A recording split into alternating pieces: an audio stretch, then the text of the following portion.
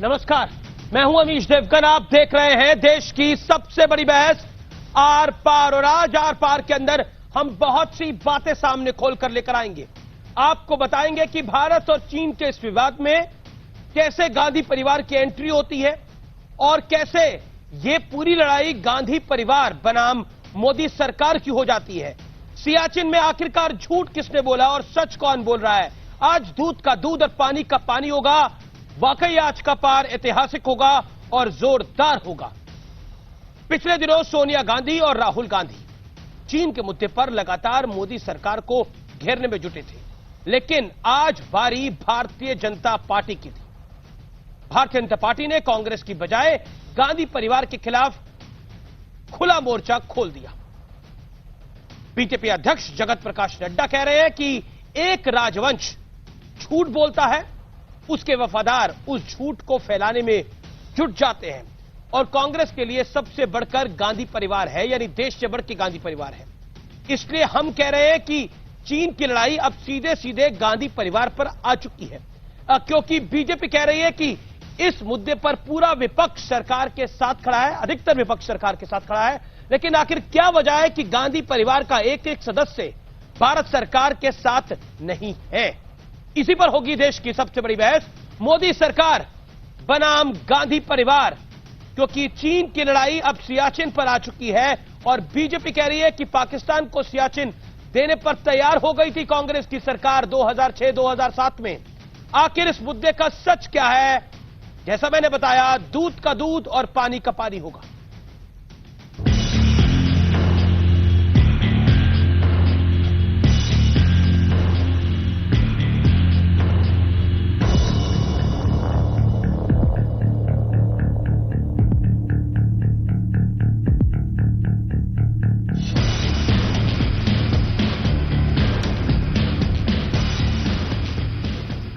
उनके लिए उनका परिवार ही देश है। मेरे लिए मेरा देश ही मेरा परिवार है।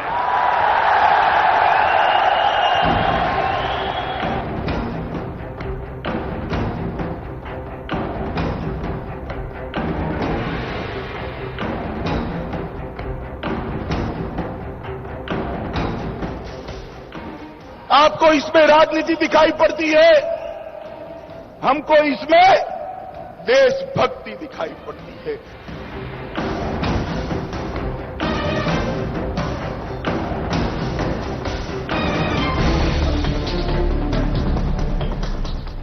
एक राजवंश और उसके वफादार एक ही परिवार को विपक्ष की तरह मान रहे हैं। एक राजवंश झूठ बोलता है और उसके वफादार उसे फैलाने में जुट जाते हैं। एक नकारा जा चुका परिवार पूरा विपक्ष नहीं हो सकता है। एक परिवार के हित पूरे देश के हित नहीं हो सकते हैं। एक राजवंश की गलतियों की वजह से जम्मू कश्मीर में हजारों किलोमीटर जमीन गंवानी पड़ी। बीजेपी अध्यक्ष जगत प्रकाश नड्डा का ये गांधी परिवार पर खुला प्रहार है। बड़ी बात यह है कि ये निशाना पूरे कांग्रेस पर नहीं, बल्कि सिर्फ गांधी परिवार पर है। चीन के मुद्दे पर राहुल गांधी और सोनिया गांधी खुलकर मोदी सरकार पर वार कर रहे हैं। राहुल गांधी ने सिलसिलेवार हमला करते हुए मोदी सरकार को चीन के मुद्दे पर फेल साबित करने की कोशिश की। चीन ने बहुत ही संयोजित तरीके से भारत की सीमा में घुसपैठ करने की कोशिश की। दुर्भाग्यपूर्ण बात यह है कि इस घुसपैठ को लेकर पाक साफ होने की जगह सरकार ने उस चीज को छुपाने की कोशिश की। देखिए, हिंदुस्तान आज एक लोकतंत्र है, परिवारशाही नहीं है। इस परिवार और इस परिवार के राज को, इस डायनेस्टिक रूल को कहीं न कहीं हिंदुस्तान की जनता ने रिजेक्ट कर दिया है, and they have been ejected. एक तरह से राजनीतिक पटल से इनको इजेक्ट कर दिया गया है, बाहर इनको फेंक दिया गया है। वैसे ये पहली बार नहीं है जब जेपी नड्डा ने राहुल गांधी और गांधी परिवार पर वार किया।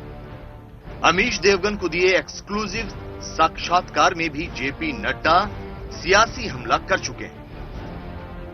राहुल जी की राजनीति के बारे में अंडरस्टैंडिंग क्या है ये आप जानते हैं जी। उनके बयानों को कितना आप समझ सकते हैं उसकी गहराई में जाने का। क्या आपको लगता है Congress party all out attack कर रही है आप पर, यानी Gandhi family, I am talking about Priyanka Gandhi Vadra, Rahul Gandhi, Sonia Gandhi? नहीं, वो विपक्ष में है, विपक्ष में रहकर जो भी करना चाहते हो। बड़ा सवाल यह है कि क्या वाकई चीन के मुद्दे पर सिर्फ गांधी परिवार ही मोदी सरकार के खिलाफ है? इसी पर होगी देश की सबसे बड़ी बहस। मोदी सरकार बनाम गांधी परिवार।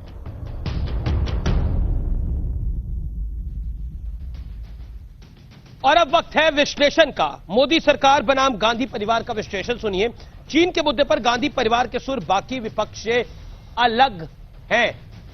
पॉइंट नंबर 2, सरकार और सेना ने आश्वासन दिया, गांधी परिवार नहीं माना। सरकार ने आश्वासन दिया, ऑल पार्टी मीटिंग भी बुलाई, लेकिन गांधी परिवार नहीं माना। देश का आंतरिक मुद्दा राहुल लगातार ट्विटर पे उठा रहे हैं, बार बार कह रहे हैं हमारी जमीन छीन ली है चाइना ने। सर्वदलीय बैठक में कांग्रेस के अलावा ज्यादातर दल सरकार के साथ थे। कांग्रेस के गठबंधन वाले दल एनसीपी और शिवसेना ने भी सरकार का मुखर समर्थन किया। मायावती ट्विटर पर खुलकर लिख चुकी हैं, ये सब फैक्ट सामने हैं, पटल पर हैं।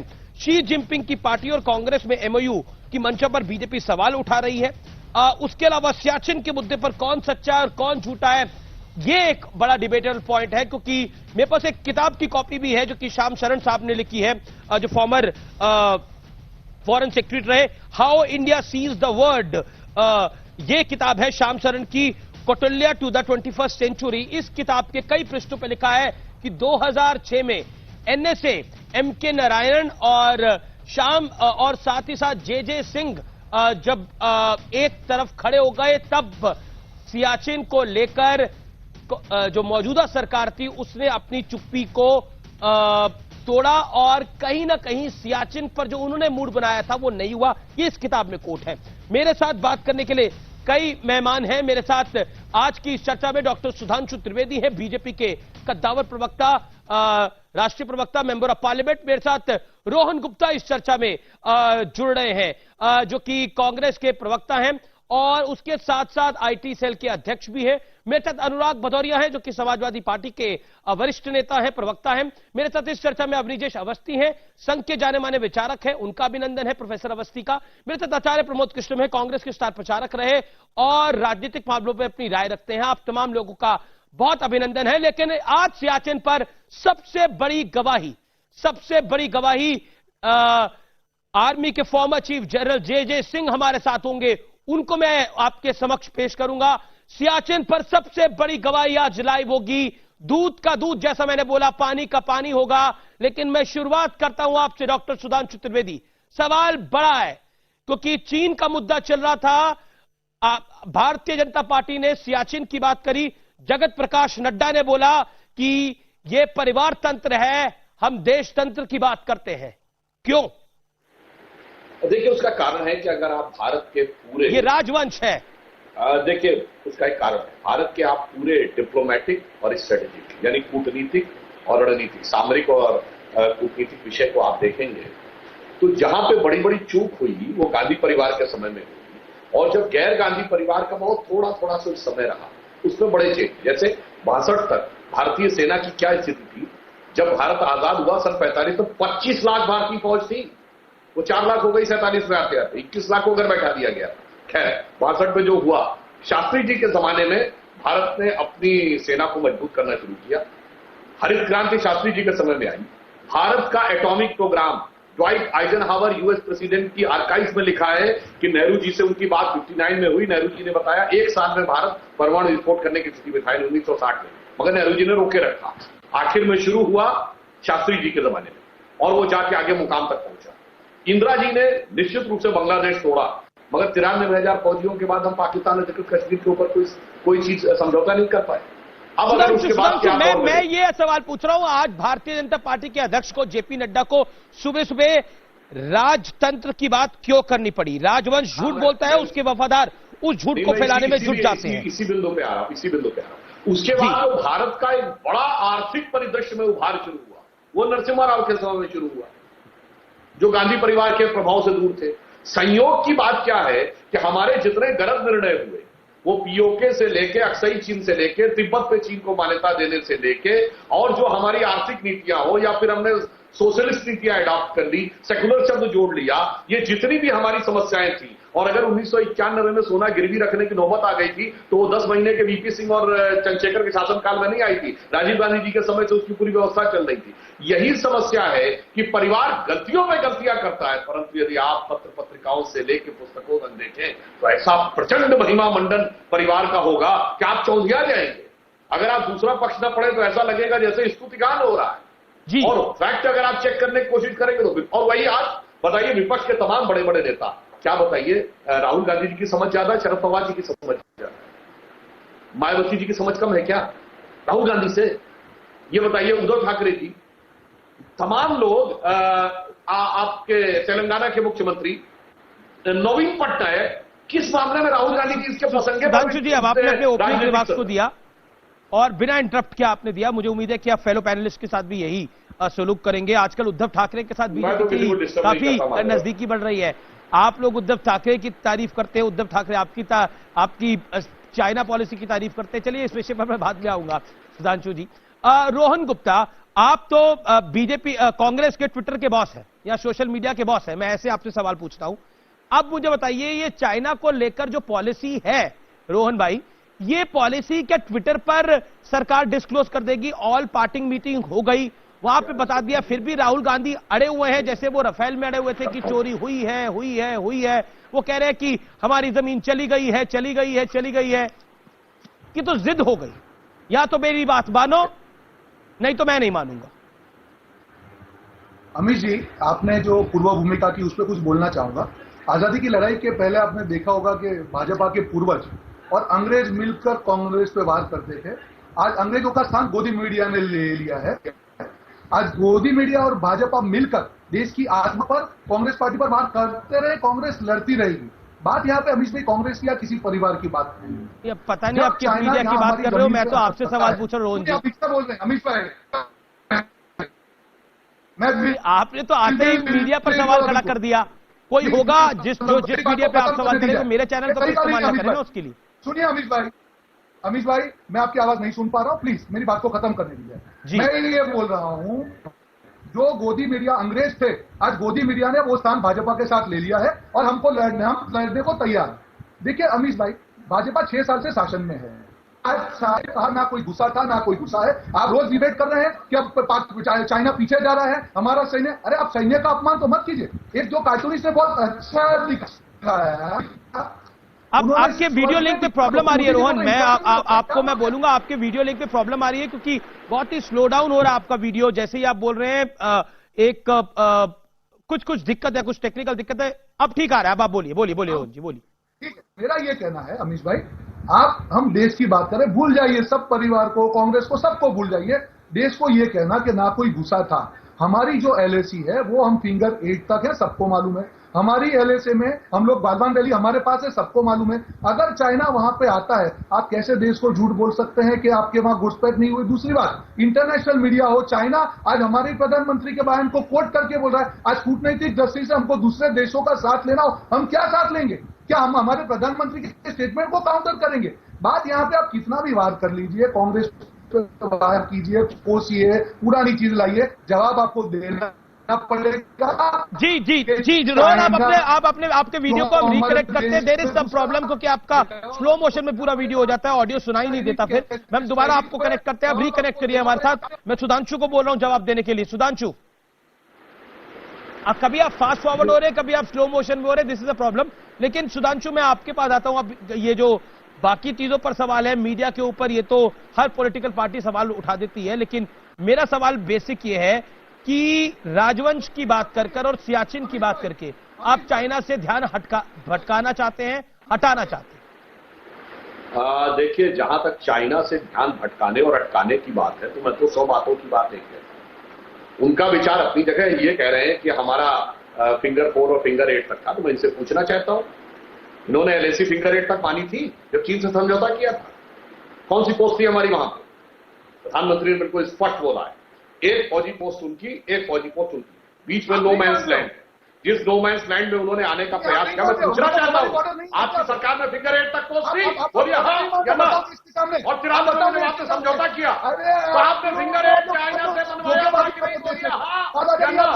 आप लोग बोलिए हाँ के साथ खिलवाड़ कर रहे हो, वो नया प्लान लेके आ रहे हो, गद्दारी कर रहे हो तुम लोग देश के साथ में, गोदी मीडिया के साथ मिलकर। शर्म आनी चाहिए तुम लोग को, शर्म उनको आनी चाहिए जो आज भी सेंट्रल पार्टी कम्युनिस्ट पार्टी से समझौता करके बैठे। आप लोग बोल रहे हो अरे अपनी पार्टी का समझौता तो रद्द कर दो, उसके बाद भैया देश की गद्दारी का भाषण दे। नहीं था, आप जिस प्रकार से धोखेबाजी, नहीं तो समझौता सार्वजनिक कर दो। नहीं था, आज फिंगर 4 से फिंगर 8 में हम नहीं जा पा रहे, ये एक हकीकत है। अरे भैया फिंगर 4 फिंगर 8 बाद में कर लेंगे, पहले वो समझौता रद्द करिए।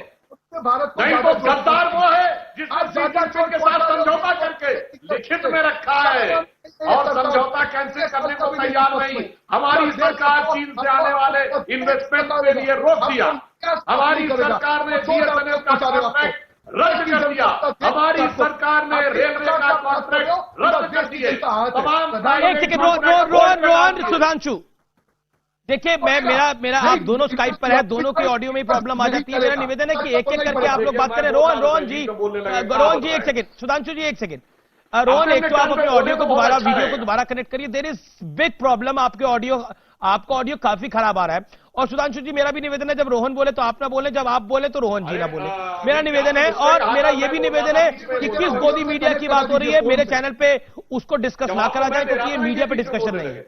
ठीक है, अब मैं इस डिस्कशन में अभिजीत अवस्थी और आचार्य प्रमोद कृष्णम को भी लेके आता हूं।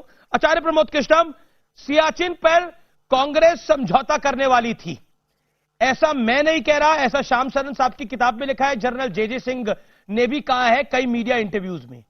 क्या कहना चाहते हैं आप? देखिए अमीश जी, एक तो देश हमारा जो है वो युद्ध के कगार पे खड़ा है। चीन की सेनाएं लगातार धोखा भी दे रही हैं और हमला कर रही हैं, और हमारे देश के तमाम जो बहादुर सैनिक हैं वो उससे लोहा ले रहे हैं।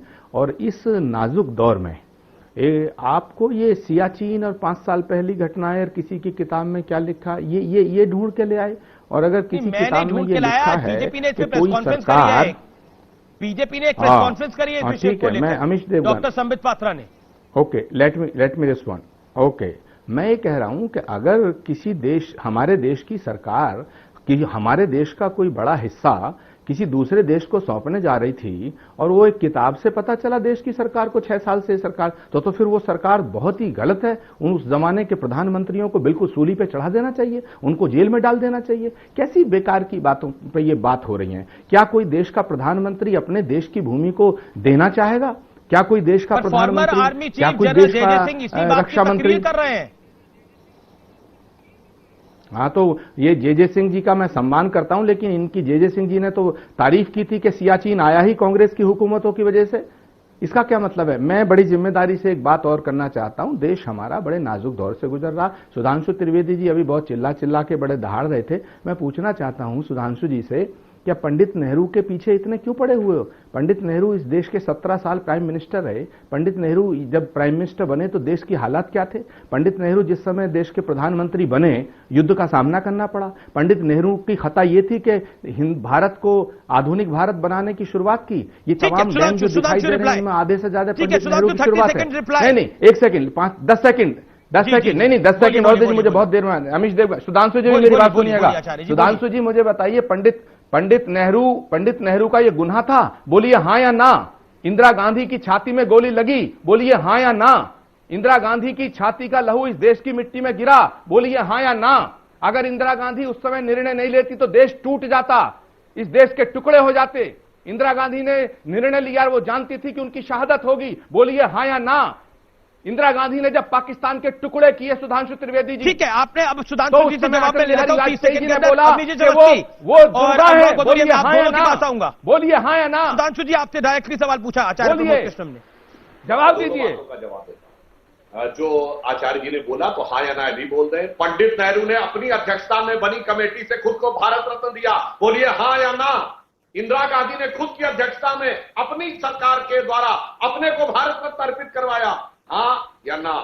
जो किया तो उसके बदले में आपने खुद ही देश से सारा सम्मान ले भी लिया। अब जो इन्होंने बात कही कि पंडित नेहरू के समय में, कुछ पंडित नेहरू जी ने निश्चित रूप से अच्छे काम किए, ईमानदारी से बोलता हूं। IITs की स्थापना एग्रीकल्चर यूनिवर्सिटीज की स्थापना, इंडियन इंस्टीट्यूट ऑफ साइंसेज की स्थापना। परंतु मान्यवर आपको पता है, देश जब आजाद हुआ तो 25 लाख की फौज थी, चीन के पास कुछ नहीं था। उस समय हमारे पास कई ऑर्डिनेंस फैक्ट्रीज थी ब्रिटिश टाइम की, चीन के पास कुछ नहीं था। हमारी एयरफोर्स चीन से बहुत बेहतर थी, क्योंकि हमारा ब्रिटिश लीगेसी में एयरफोर्स थी, उनके पास कुछ नहीं था। इसके बावजूद हम इस हालात में क्यों पहुंच गए? हमारी अंतर्राष्ट्रीय स्थिति उनसे बहुत अच्छी थी। हमारे पास संयुक्त राष्ट्र संघ की मान्यता थी, चाइना को 1974 तक यूएनओ में मान्यता नहीं थी। परमानेंट सीट उसको ताइवान से हटाकर 1974 में दी गई है। हम चाइना से पहले परमाणु विस्फोट करने की स्थिति में थे। अगर कर दिया होता तो 62 की लड़ाई नहीं होती, न्यूक्लियर सप्लाई ग्रुप में हम मेंबर होते। और तिब्बत चीन का है, सबसे पहले हमने स्वीकार किया पंचशील समझौते के समय 1954 में, वरना चाइना का कोई क्लेम ही नहीं बनता तिब्बत के ऊपर। ये भी तो बोलिए हाँ या ना। इसलिए मैं बात कहना चाहता हूं। आचार्य कुछ कहना चाहते हैं, रोहन जी भी कुछ कहना चाहते हैं, अवनीश अवस्थी भी इंतजार कर रहे हैं। रोहन गुप्ता, ओके, आचार्य जी भी हाथ खड़ा कर रहे हैं। देखिए, क्योंकि आप दोनों अपनी अपनी बात को रख रहे हैं। मैं 10 सेकंड दीजिएगा। ठीक है आचार्य जी, आप अपनी बात को 20 सेकंड रख लीजिए, फिर मैं रोहन जी और अवनीश अवस्थी की बात आऊंगा। बोलिए।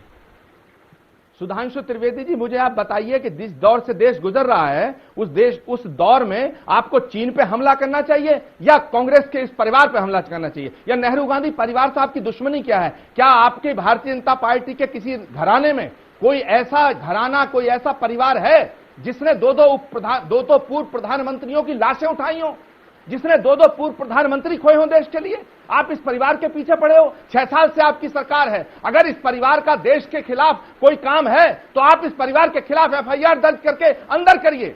मैं चैलेंज करता हूं, नेहरू गांधी खानदान को बदनाम करने की कोशिश मत करिए। चाइना के सामने क्या ये जो 20 जवानों की शहादत हुई है, ये भाजपा के लोग थे? नहीं। ये कांग्रेस के लोग थे? नहीं। ये इस देश के जवान थे। पूरा देश चाहता है कि चाइना से बदला लीजिएगा। पूरा देश आपके साथ है। आप तमाशा कर रहे हैं, वाहियात ठीक है। आचार्य जी, आपने अपनी बात को रखा। आचार्य जी, आपने अपनी बात को रखा। 30 सेकंड सुधांशु त्रिवेदी, 30 सेकंड। आचार्य जी, आपने अपनी बात को रखा। सुधांशु रिप्लाई। कुर्बानी देने वाला परिवार है गांधी परिवार। मैडम गांधी ने अपने पति का पार्थिव शरीर उठाया है। राहुल गांधी ने अपने पिता का पार्थिव शरीर उठाया है। प्रियंका गांधी वाड्रा ने अपने पिता का पार्थिव शरीर उठाया है। स्वर्गीय राजीव गांधी ने इंदिरा जी का पार्थिव शरीर उठाया है। यह परिवार वो है जिसने कुर्बानी दी, आचार्य प्रमोद कृष्णम कह रहे हैं। और आप कह रहे हैं कि यह परिवार जो है, ये गांधी परिवार जो है, इसमें राजवंश झूठ बोलता है और वफादार उसकी तारीफ करते हैं, कहते हैं बहुत बढ़िया, बहुत बढ़िया, बहुत बढ़िया। अब मैं जवाब दे देता हूं, बिल्कुल जैसे शांति से मैंने सुना, मैं अपेक्षा करूंगा मुझे जी सर, जी सुधांशु। इस परिवार का एक प्रधानमंत्री बताइए जो पहली बार में जनता से चुन के आया। स्वर्गीय राजीव गांधी जी इंदिरा जी की मृत्यु के बाद सहानुभूति में बने। इंदिरा गांधी जी हॉस्पिटल पे बोली, I give you chance, I give you fair chance. Rohan बोलने लगे। सुधांशु 30 सेकंड। 1966 में इंडिकेट सिंडिकेट की कांग्रेस की अंदरूनी लड़ाई में गूंगी गुड़िया के रूप में बनी। और जवाहरलाल नेहरू जी 1946 में सारी कांग्रेस कमेटियों के विरोध के बावजूद महात्मा गांधी की अनुकंपा नियुक्ति से बने। एक भी नेता ऐसा नहीं जो पहली बार में जनता से चुन के आया हो। केवल इस देश में 2 प्रधानमंत्री हुए जिन्हें वर्षों पहले जनता ने कहा यह प्रधानमंत्री होना चाहिए, एक स्वर्गीय अटल बिहारी वाजपेयी और एक आज के नरेंद्र मोदी जी। ये जनता से चुन के आए और ये हमेशा अनुकंपा से चुन के आए। ये दोनों में भारी अंतर है। दूसरी बात, जब नेहरू जी पहली बार प्रधानमंत्री बने थे तो कब बने थे मान्यवर? सितंबर 1946 कैबिनेट मिशन प्लान के तहत। आज प्रधानमंत्री शपथ लेता है तो कहता मैं विधि द्वारा स्थापित भारत के संविधान के प्रति सच्ची श्रद्धा रखूंगा, राष्ट्रपति शपथ दिलाता है। उस समय तो विधि द्वारा स्थापित भारत का संविधान नहीं था। शपथ दिलाई थी लॉर्ड माउंटबेटन ने, तो किसके प्रति निष्ठा की शपथ दी थी? जवाब चाहिए मुझे। और जो पहली रोहन गुप्ता रिप्लाई। रोहन गुप्ता, सुभाष चंद्र बोस, उसे पूरी करने दीजिए उनको, मुझे चुप करें उनको। उन्होंने सुधांशु जी, रोहन गुप्ता ने भी आपको सुना। नेहरू जी ने ब्रिटिश क्राउन के आप दोनों वरिष्ठ लोग हो। सितंबर सुधांशु जी अंतरिम प्रधानमंत्री का पद लिया। अब सुन लीजिए। ओके रोहन आपका चांस है, बोलिए। देखिए अमीश भाई, किसी भी भाजपा प्रवक्ता को देख लो, वो इतिहासकार बन चुका है, क्योंकि वर्तमान और भविष्य की उनको ना समझ है ना उनको मालूम है क्या करना है। उनकी मजबूरी है, मैं उनको कोई दोष नहीं देता। अरे बीच में मत बोलिए, बीच में मत बोलिए। आप लोग वो गद्दार हो जो अंग्रेजों के साथ मिलकर हमारी आजादी की लड़ाई को कमजोर किया था। आज वही काम आप लोग कर रहे हो, गोदी मीडिया के साथ में कर रहे हो। पूरा देश आपको शर्म की नजर से देख रहा है। 6 साल आपको मिले, क्या किया आपने? चीन के ऊपर लाल आंख दिखाएंगे, 56 इंच की छाती। कहां गई आपकी 56 इंच की छाती? अरे आज तो मोदी जी का फैन क्लब हो गया चाइना में, वहां पे वो न्यूज में चल रहे हैं कि मोदी जी ने बोला देखो चाइना ने कुछ किया ही नहीं, मोदी जी वही बोल रहे हैं जो चाइना बोल रहा है। शर्म आनी चाहिए आपको। आज वर्तमान की बात कीजिए सुधांशु जी, पूरा देश जब मोदी जी को प्यार से उनको वोट दिया, जब देश कोरोना में है, जब देश चीन से लड़ रहा है, तब मोदी जी क्या कर रहे हैं, देश की जनता से लड़ रहे हैं और एमएलए तोड़ के सरकार बनाने में व्यस्त है। इतिहास आपको माफ नहीं करेगा। मैं आपको दिल से बोल रहा हूं ये चीज, कोई भी सरकार हो, आपकी जिम्मेदारी है कि जब आप सरकार में हो तब आप अपनी जिम्मेदारी निभाएं और विपक्ष के सामने आक्षेप करते रहिए, पर आप जवाब तो दीजिए देश को कि आप क्या कर रहे हैं, क्या कर रहे हैं, कब जाएंगे। आपके ही एमपी ने अरुणाचल प्रदेश में बोला कि वहां पे चाइना आ रहा है, आपके ही काउंसिलर ने लद्दाख में बोला कि वहां पे आदमी आ रहा है। आप कर क्या रहे हैं आप लोग, बताइए तो सही देश को। चीन आगे बढ़ता जा रहा है, आप यहाँ पे डिबेट कर रहे हैं। अरे इससे आधी एनर्जी आपने चीन से लड़ने के लिए दी होती तो आज देश का ये हाल नहीं होता। नहीं रोहन, आप बड़ी बात बोल रहे हैं। रोहन, आपने बड़ी बात बोली। रोहन जी एक सेकंड रुकिए, आपने बड़ी बात बोली, चीन आगे बढ़ता जा रहा है। क्या मतलब है आपका ये कहने का, चीन आगे बढ़ता जा रहा है? अरुणाचल प्रदेश में एमपी ने बोला है कि चीन ने वोट ले लिए। आप फिंगर 4 to फिंगर 8 की बात कर रहे थे। रोहन जी आप काफी पढ़े लिखे व्यक्ति हैं। मैं तो आपको खराब शब्द नहीं बोलूंगा, लेकिन मैं आपसे सवाल पूछ रहा हूँ। रोहन जी इतना सवाल मोदी मीडिया नहीं बोला मैंने। एक सेकंड, मेरे चैनल पे भी ये शब्द ना बोलिए ना, जहां बोलना है वहां बोलिए सर, मेरे चैनल पे मत बोलिए ना, मेरे चैनल को क्यों इस्तेमाल आप कर रहे हैं? रोहन जी मेरा सवाल सुन लीजिए, आप कह रहे हैं फिंगर 4 to, एक सेकंड रोहन जी, मैं प्रेजेंट इशू पे बात करूं, पास्ट पे नहीं जा रहा मैं। नहीं आप क्यों अपने पे ले रहे हैं? मैंने तो आपको बोला एक सेकंड आप गलत आप सवाल सुन ले, आप अपने आपको मोदी मीडिया क्यों बोल रहे हैं? एक सेकंड रोहन जी, मैं अपने आप को क्या बोल रहा हूं, मैं अपने आप को क्या नहीं बोल रहा, वो इतना महत्वपूर्ण विषय है क्या? हम प्राइम टाइम में डिस्कस करेंगे। रोहन जी एक सेकंड सवाल सुन लीजिए, आपने बोला फिंगर 4 to फिंगर 8। मैं आपसे जानना चाहता हूं, साल 2009 में आपकी सरकार थी, मैं 2014 में नहीं जाता, 2013 में भी नहीं जाता, साल 2009 में आपकी सरकार थी, फिंगर 4 to फिंगर 8 भारत के कब्जे में था, हाँ या ना? या वहां सिर्फ पेट्रोलिंग होती थी? जिम्मेदारी से बोलिएगा। नहीं एक मिनट हाँ बताइए बता रहा हूं आपको। हाँ बताइए चीज, आप और जो बीजेपी जो बात कर रहे हैं, मैं दोनों को जवाब मेरा सवाल, आप बीजेपी का जवाब बीजेपी को दीजिएगा, मेरा जवाब दीजिए। फिंगर 4 to फिंगर 8 किसका कब्जा था? वहां पेट्रोलिंग होती थी कि भारत के कब्जे में वो पोस्ट थी? ये सर कब्जा था और पेट्रोलिंग होती थी, एलएसी इंडियन पेट्रोलिंग होती थी, हमारी टेरिटरी नहीं थी। Finger 4 to finger 8, finger 4 to 8 पे पेट्रोलिंग होती थी, वो पेट्रोलिंग आज भी हो रही है। सेना कह रही है वो पेट्रोलिंग आज भी हो रही है। फिंगर 4 to फिंगर 8 आपने खुद माना पेट्रोलिंग होती थी, वो तब भी हमारी नहीं थी, वो आज भी हमारी नहीं है, चाइना के पास है। आप देश के साथ झूठ बोल रहे हैं। नहीं बिल्कुल एक सेकंड, कैसे झूठ बोल रहा हूं मैं भाई? आप झूठ बोल रहे हैं। नहीं, finger 4 to 8, finger 4 to 8 Bharat की टेरिटरी नहीं है। फिंगर 4 to फिंगर 8 बिल्कुल इंडियन एलएसी में है वो। ओके, अब लीजिए एक सेकंड सुधांशु होल्ड ऑन। अब लीजिए अवस्थी काफी देर से इंतजार कर रहे हैं। अवस्थी जी एक सेकंड, अवस्थी जी काफी देर से इंतजार कर रहे हैं। Let's also respect him. Rohan hold on now. आधा घंटा हो गया है, शांत रहिए आप। अभी अमीश मैं किसी के बीच में नहीं बोलता हूं, और मैं चाहूंगा भी नहीं कि मेरे बीच में कोई बोले। ये जो अभी आरती उतारी गई है ना, ये जो आरती उतारी गई है, श्रीमती इंदिरा गांधी आतंकवाद की शिकार हुई, लेकिन उसके साथ याद रखना चाहिए कि देश में 3 दिन के अंदर 12,500 निहत्थे सिखों को नरसंहार किया गया। उसको याद क्यों नहीं किया जाता? 3 दिन के अंदर 3,500 सिख सिर्फ दिल्ली में मार दी गए पुलिस की गोली से। एक आदमी घायल तक नहीं हुआ, पुलिस की गोली तक नहीं चली। अवस्थी जी दुखद था, वो कुछ हुआ दुखद था, लेकिन उसका आपको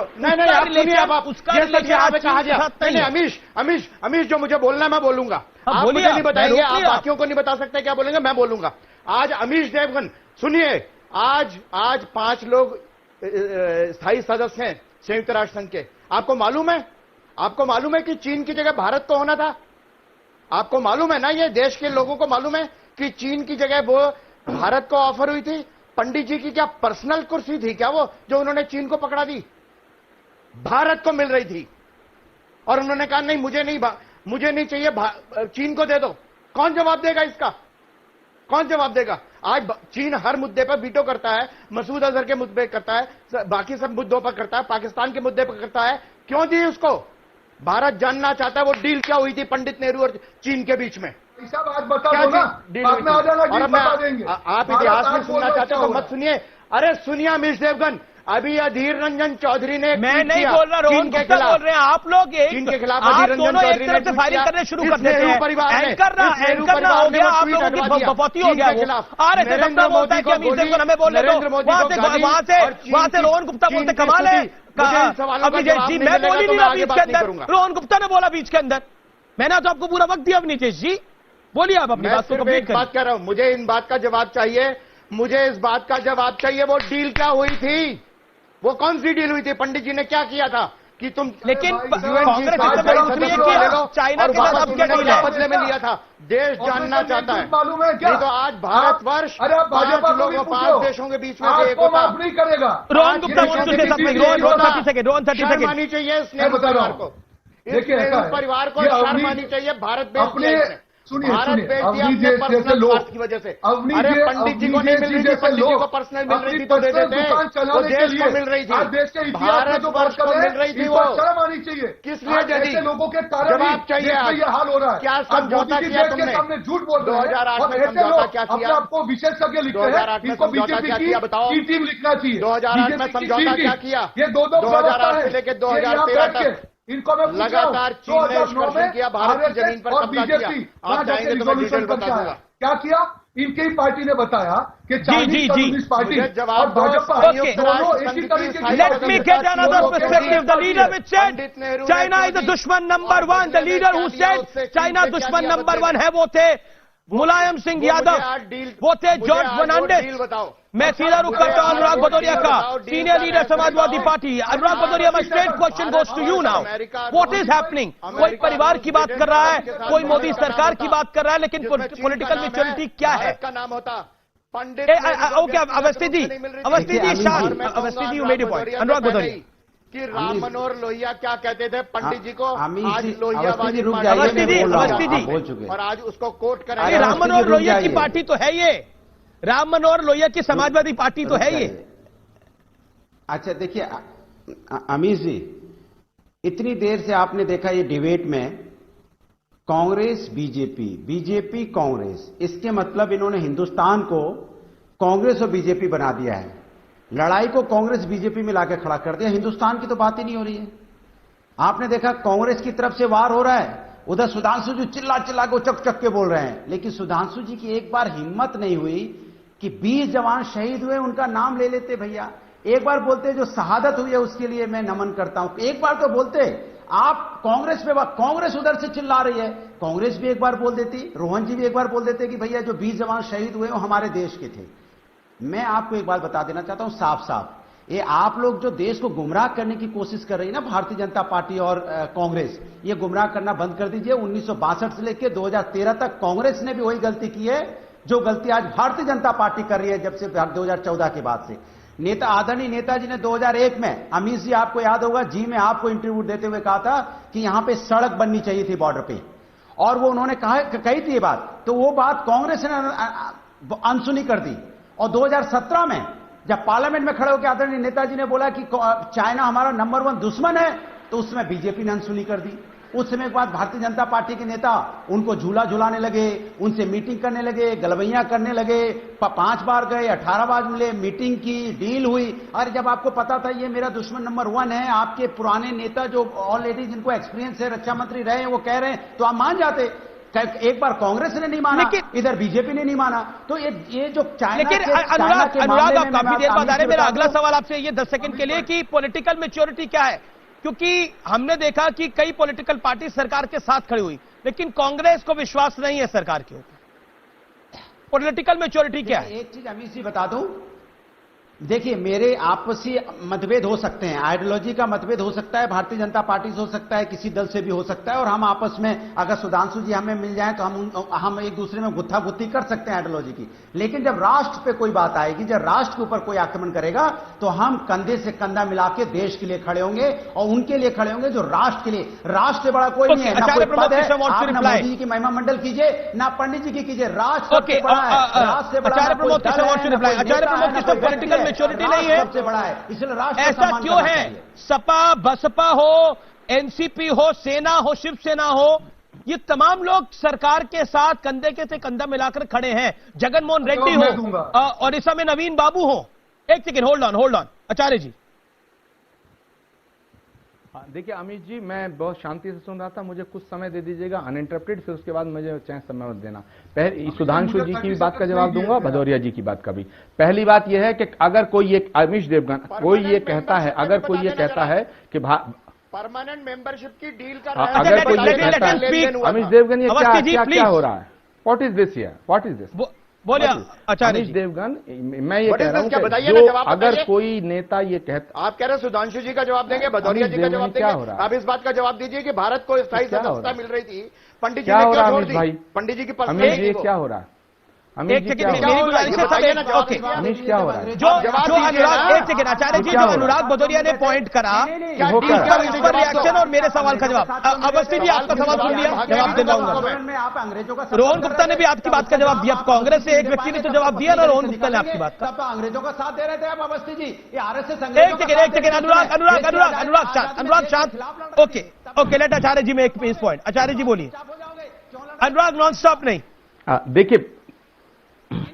देखिए पहली बात यह है कि सुधांशु जी ने इस देश के लोकतंत्र का, इस देश की जनता का अपमान किया। उन्होंने कहा पंडित नेहरू जनता के द्वारा नहीं चुने गए, ठीक है, जबकि पहला चुनाव पहली बार जब पंडित नेहरू प्राइम मिनिस्टर बने तो 1947 में बने, उसमें जरूर कह सकते हैं कि वो महात्मा गांधी की अनुकंपा से बने या परमात्मा की कृपा से बने, या वो आप जो मर्जी कह सकते हैं, लेकिन 1952 में लोकसभा का चुनाव हुआ, उसके बाद 57 में हुआ, उसके बाद 62 में हुआ, तीनों में देश की जनता ने पंडित नेहरू को चुना और 3 बार इंदिरा गांधी को चुना। तो यह कहना सुधांशु जी आपका एकदम गलत है और सरासर लोकतंत्र और इस देश की जनता का अपमान है कि ये सब लोग जनता के द्वारा नहीं चुने गए थे। दूसरी बात, अब मैं कहना चाहता हूं कि अभी अनुराग भदौरिया जी ने जो बात कही और उससे पहले अवस्थी जी ने बात की। अवस्थी जी ने कहा कि इंदिरा गांधी ने इस देश के टुकड़े होने से बचाया, वो शहादत दी, लेकिन कुछ सिखों की हत्या हुई। भाई साहब, जिन सिखों की हत्या हुई उनके लिए पूरे देश ने दर्द मनाया, अफसोस जाहिर किया, लेकिन अमित देवगन मुझे बोलने दो, अमित देवगन मैं आ रहा हूं, अमित देवगन मैं आ रहा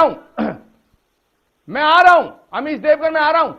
अवनी जेस अवस्थी ने यह कहा कि सिखों की हत्या की जिम्मेदारी, भाई साहब उनका मलाल हमें है और कांग्रेस ने उसके लिए माफी मांगी। कांग्रेस ने कत्लेआम नहीं किया था, लेकिन हिंदुओं का 10 साल तक पंजाब के अंदर उग्रवादियों ने जो हिंदुओं को 10,000 से ज्यादा हिंदुओं को कत्ल किया स्टेन गन से, उसका मलाल आपको नहीं है। अगर इंदिरा गांधी एक्शन नहीं लेती तो क्या होता पंजाब का। और तीसरी बात, अनुराग भदौरिया जी कहते हैं कि देश के साथ खड़े हैं। अनुराग भदौरिया जी, समाजवादी पार्टी देश के साथ खड़ी है और कांग्रेस गद्दारी, कांग्रेस देश के खिलाफ खड़ी है। कैसी बात कहना चाहते हैं अनुराग भदौरिया जी? आप गलत बोल जा रहे हैं।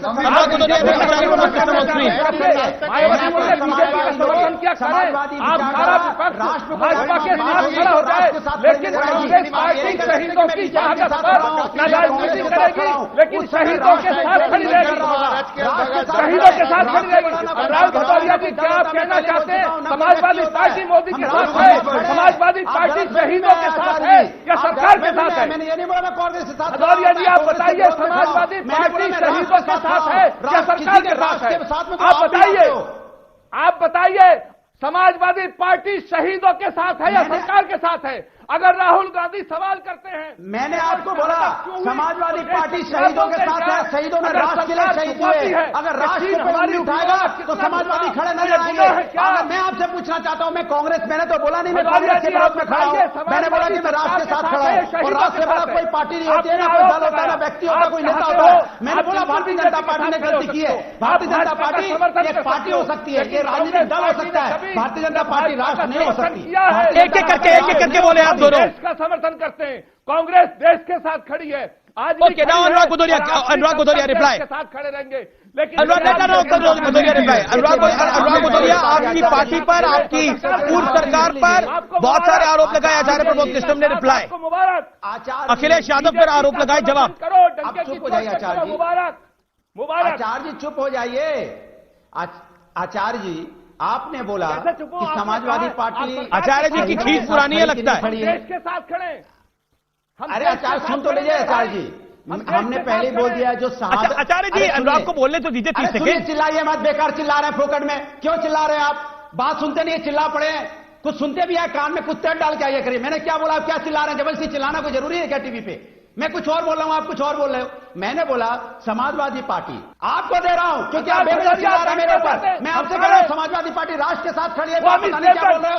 मैं कांग्रेस के खिलाफ खड़ा हूं, मैंने बोला मैं राष्ट्र के साथ खड़ा हूं। आपको याद दिलाना चाहता हूं समाजवादी पार्टी ने हमेशा बोला चाइना मेरा नंबर 1 दुश्मन है और चाइना हमारा नंबर 1 दुश्मन है। आपने नेताजी ने पार्लियामेंट में खड़ा होकर बोला था। और अगर हमें हमारी तरफ कोई आग उठा के देखेगा तो हम उसको करारा जवाब देंगे।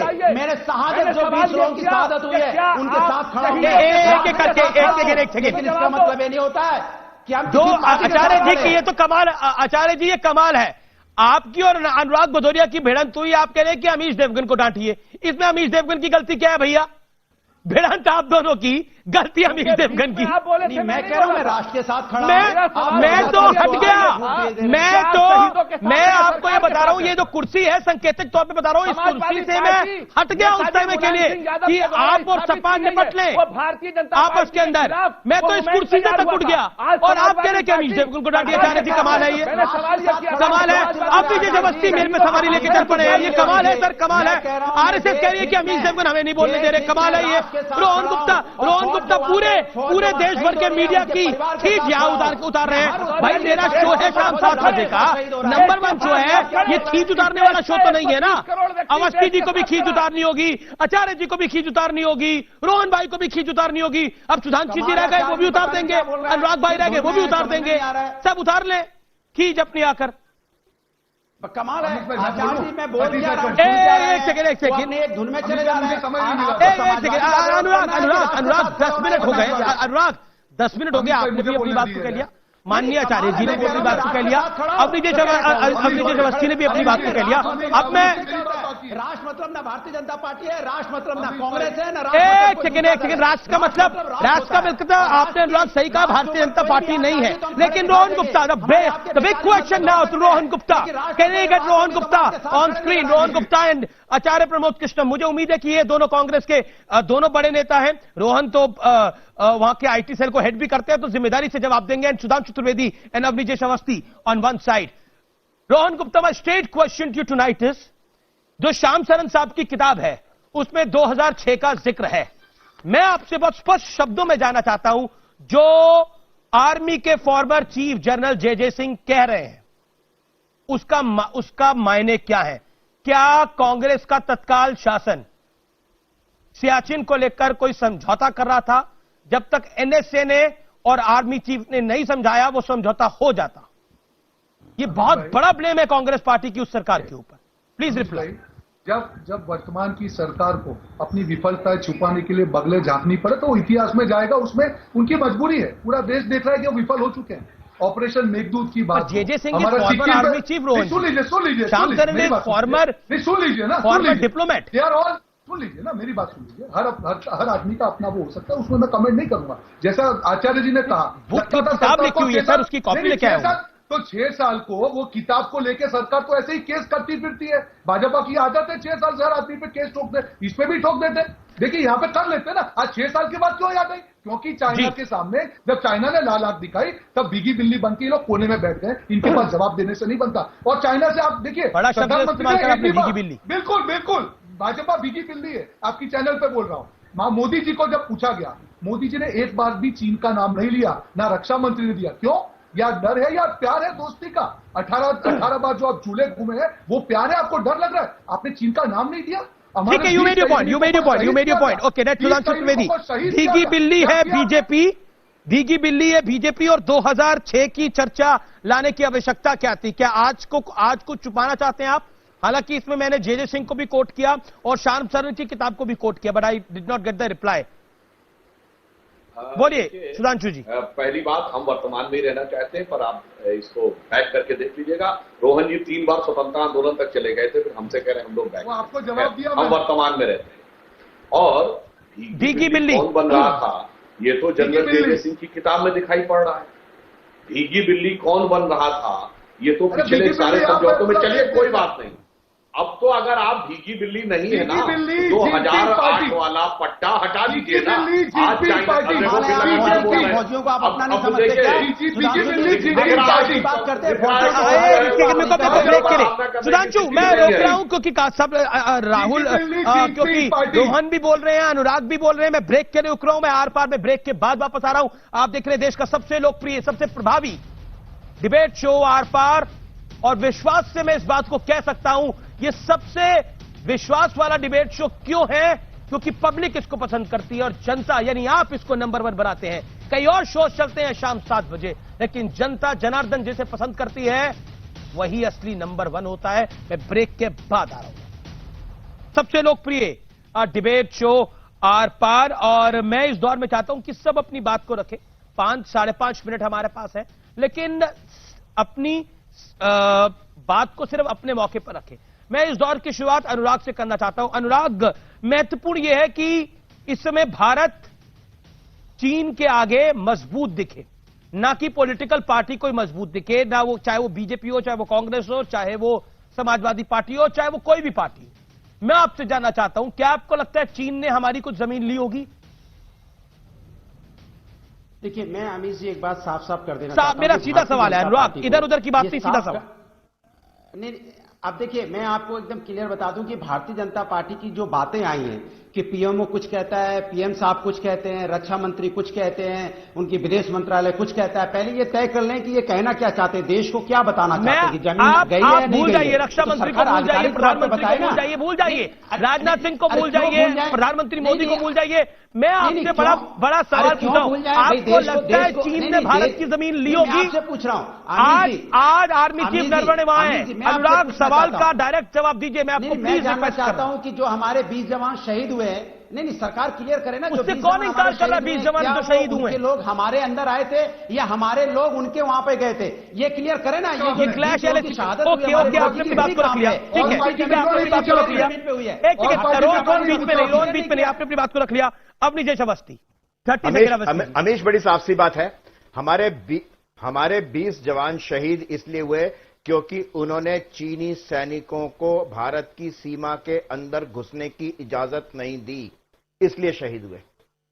और उनके दुगने से ज्यादा सैनिकों को निहत्था होने के बावजूद क्या परिवार की बात लानी जरूरी थी? कि क्या परिवार की लानी बात आवश्यक थी? 100-200 सालों तक याद रखा जाएगा। एक सेकेंड अनुराग, मैंने आपको 40 सेकंड दिया, अनुराग आपके 10 सेकंड। अवस्थी जी, क्या परिवार की बात लानी आवश्यक थी? मेरे 10 सेकंड बच गए ना अभी भी। आप तक लगता है आवाज नहीं जा पा रही है। मैं आचार्य प्रमोद कृष्णम का रुख, आचार्य प्रमोद कृष्णम, बार बार मैंने ये सवाल रोहन जी से भी पूछा, आपसे भी पूछता हूं। ये 2006 का जो मामला है, ये छोटा मामला नहीं है। क्या आपको लगता है कि उस मामले पर चुप्पी है? चलिए कांग्रेस ना बोले, लेकिन क्या आपको भी लगता है कि भारत की सेना ने अपनी जमीन दे दी होगी चीन को? ऐसा लगता है आपको?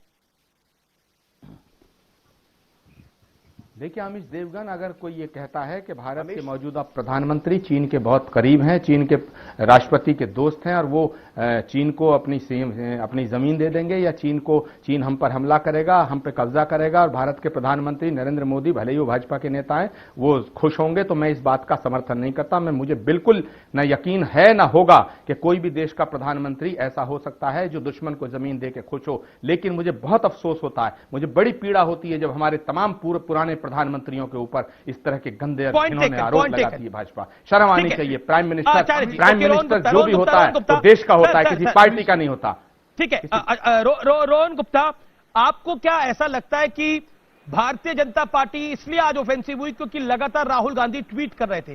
वो कभी कह रहे थे प्रधानमंत्री जी डर गए हैं, प्रधानमंत्री जी छुपे हुए हैं, इसलिए आज भारतीय जनता पार्टी के अध्यक्ष को मोर्चा संभालना पड़ा और बोलना पड़ा कि राजवंश झूठ बोलता है और उसके वफादार झूठ को फैलाने में जुट जाते हैं। देखिए अमीश जी, मुद्दा क्या है, जब पूरा देश कोरोना से लड़ रहा था तब प्रधानमंत्री जी ने बोला 21 दिन में कोरोना चला जाएगा। देश ने भरोसा किया, देश का भरोसा प्रधानमंत्री ने तोड़ा। जब पूरा देश देख रहा था कि 20 जवान हमारे शहीद हुए, प्रधानमंत्री जी ने 45 दिन बाद ऑल पार्टी मीटिंग बुलाई, और क्या था, ना कोई गुस्सा था, ना कोई गुस्सा है। देखिए, प्रधानमंत्री पद की एक गरिमा है। आपको गरिमा को अगर आप गलत बोलते हो, आज चीन का मीडिया अगर उसका फायदा बोल रहा है, उसका मतलब गलत है। और भाजपा को ये चीज पसंद नहीं आ रही है, सुन लीजिए, पहली बार ये हो रहा है कि आज एक्सपोज हो रहे हैं प्रधानमंत्री जो हर बार जो प्रोपेगेंडा करता नहीं करता है और मोदी मीडिया के साथ में मिलकर अपना प्रोपेगेंडा चला रहे हैं। एक सेकंड अब आप ऑडियो डाउन कर रहा हूं मैं। सुधांशु जी बोलिए 20 सेकंड। देखिए, जो बात कही, किसी के भी पूर्व प्रधानमंत्री के प्रति कोई आक्षेप करना हमारा कभी लक्ष्य नहीं है, मगर आचार्य जी दुर्गादास की किताब फ्रॉम कर्जन टू नेहरू पढ़ लीजिए, नेहरू जी के निजी सचिव एम.एम. मुथाई की किताब reminiscences of the Nehru era पढ़ लीजिए, Mitrokhin's archive KGB and the world part 2 पढ़ लीजिए, आपको स्वयं समझ में आ जाएगा। और पीवी नरसिम्हा राव की किताब द इनसाइडर पढ़ लीजिए, सोनिया जी पे लिखी गई किताब द रेड साड़ी, इस सारी किताबों में तो आपकी समस्या। और फिर वर्तमान शुक्रिया, मेरे पास समय अब इतना नहीं है, आपने भी 20 सेकंड बात को रख लिया, लेकिन कई सवालों के जवाब देने बड़े महत्वपूर्ण होते हैं। मुझे उम्मीद थी कि आज 2006 को ये सवाल 2006 वाले सवाल का जवाब मिलेगा और बीजेपी राजवंश को क्यों लेके आई इसका भी जवाब मिलेगा, लेकिन अफसोस पॉलिटिकल पार्टीज अपनी सुविधा के हिसाब से बोलती हैं, लेकिन जनता जनार्दन अपनी सुविधा के हिसाब से वोट करती है। यानी जिनको लगता है जिताने में उनको सुविधा है उसको जिताती भी है। अगर किसी सरकार को जिताया है यानी किसी पार्टी को जिताया है यानी विश्वास है। आप देखते रहिए न्यूज़ 18। नमस्कार।